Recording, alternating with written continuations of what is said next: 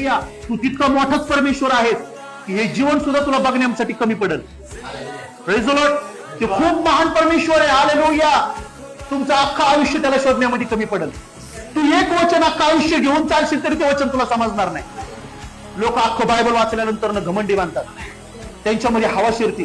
कुणाला तरी आरोग्य दिलं की हे माझ्यासारखा कोण नाही.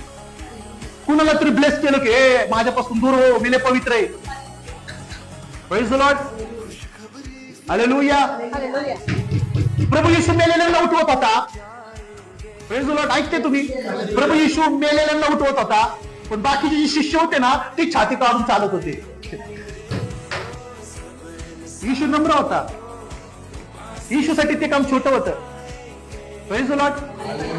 येशू म्हणत होता मी समुद्राला पाडले आणि हे लोक छोट्याशा व्यक्तीला जिवंत केलं म्हणून आनंद करतात.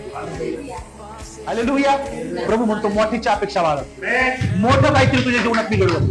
तू आशीर्वादाला बघशील. हालेलुया.